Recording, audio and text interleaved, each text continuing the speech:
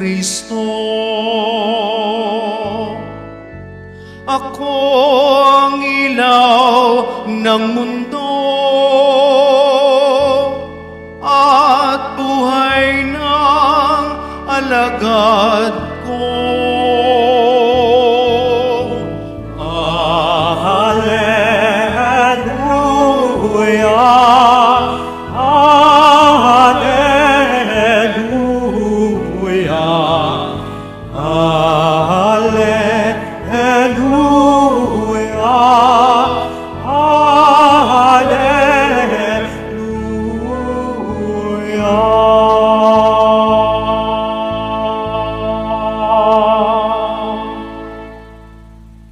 Sumainyo ang Panginoon. At sumaiyo rin. Ang mabuting balita ng Panginoon ayon kay San Mateo.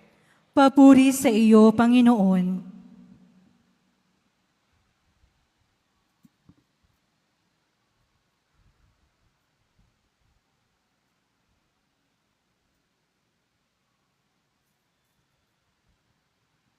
Noong panahong iyon, sinabi ni Jesus sa kaniyang mga alagad, "Huwag ninyong ibigay sa aso ang bagay na banal, sapagkat kayo'y babalingan at lalapain nila pagkatapos.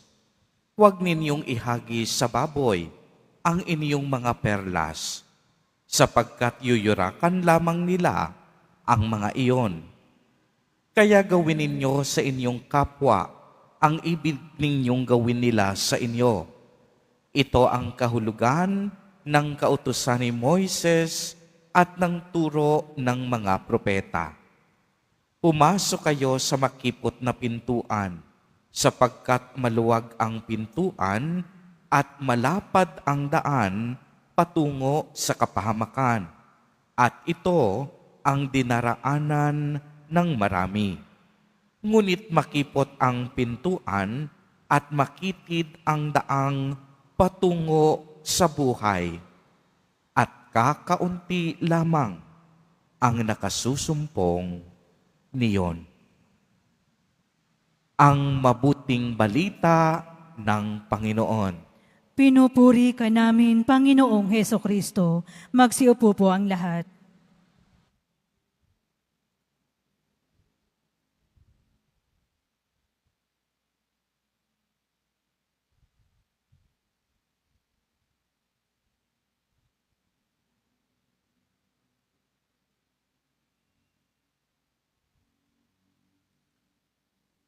Father Jade Likwanan, mga kapatid na pari, mga ginigilo kong kapatid kay Kristo, magandang hapon po sa inyong lahat. Mga kapatid, bukas po ay ipagdiriwang natin ang kapistahan ng pagsilang ni San Juan Bautista, ang taong naghanda ng daan para kay Nuestro Padre Jesus Nazareno. At ngayon pong besperas ng kanyang kapistahan, nais ko pong magbahagi sa inyo ng 3 simpleng aral na sa aking palagay ay gustong ipaalala sa atin ng Panginoon. 3 aral na mapupulot natin sa ating 2 napakagandang pagbasa na napakinggan ngayong hapon. Ano yung 3 aral na ito? Una, laging dumulog sa Diyos. Ikalawa, laging gawin ang mabuti. At ikatlo, laging piliin ang tamang daan. Dumulog sa Diyos, gawin ang mabuti, piliin ang tamang daan. Una, kapag may problema, dumulog sa Diyos. Napakinggan natin sa unang pagbasa na may matinding problema si Haring Hezekias. Siya po ang hari ng Huda noong mga panoong hiyon. At ang mga kaaway nila, ang mga taga-Assyria, ay napapalibutan na ang bayan ng Jerusalem. So napapalibutan na ng kalaban ng hukbo ng Assyria ang bayan ng Jerusalem. At nagpadala pa ang hari ng Assyria ng isang liham na puno ng pagbabanta. Binabantaan niya si Hezekias. Ano yung mensahe ng sulat? Parang ganito, wala nang makapagliligtas sa inyo. Sumuko na kayo. So natanggap yon ng hari, pinasusuko siya ng kalaban. Kaya normal siguro na matakot kapag nakatanggap ka ng ganoong banta. Normal na magpanik. Pero hindi iyon ang ginawa ni Hezekias. Ano ang kanyang ginawa? Kinuha niya yung sulat, pumunta siya sa templo, inilatag niya yung sulat sa harap ng Panginoon at nanalangin. Parang sinasabi niya sa Diyos, Panginoon, hindi ko kaya, ikaw na ang bahala. Diba napakaganda nung tagpong iyon? Hindi itinago ni Haring Hezekias ang kanyang problema. Hindi rin niya kinimkim. Hindi siya nagkunwaring malakas. Ano ang kanyang ginawa? Dumulog siya sa Diyos. Mga kapatid, hindi ba ganyan din tayo? Hindi ko alam kung ilan sa inyo dito ang may daladalang sulat. Maaaring hindi sulat. Maaaring hindi papel. Baka ang dala nyo medical result. Baka notice ng pagkakautang. Baka problema sa pamilya, problema sa anak. Baka sama ng loob sa asawa. Baka diagnosis ng doktor. Ano po yung daladala nyo ngayon sa templo? Ang madalas, gusto nating tayo ang sumagot sa lahat. Pero ano ang paalala sa atin ngayon ng Diyos? Dalhin mo muna sa akin. Ipagdasal mo. Ilatag mo sa harap ko. Alam niyo po, kapag ginawa natin yan, hindi ibig sabihin mawawala na ang problema. Pero kapag inilagay natin ang ating mga alalahanin sa kamay ng Diyos, hindi tayo nag-iisa.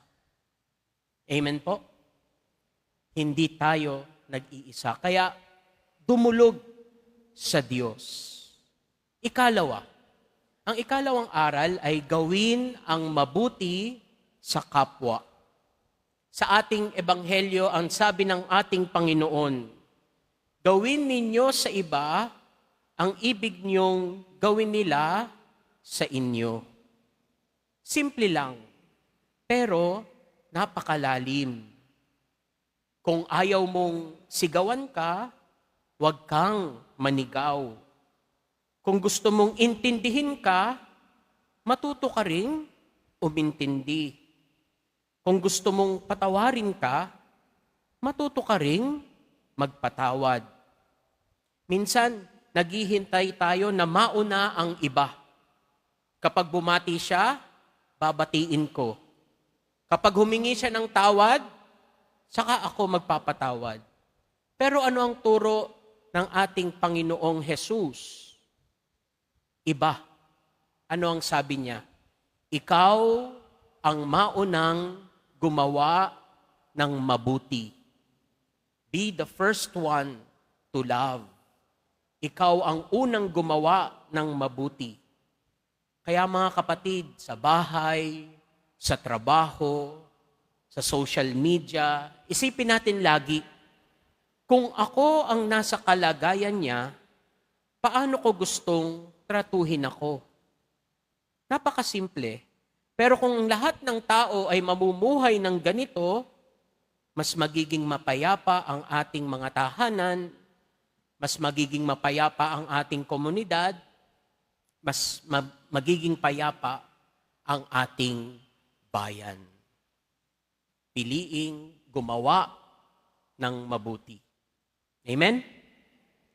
Ikatlo, piliin ang tamang daan.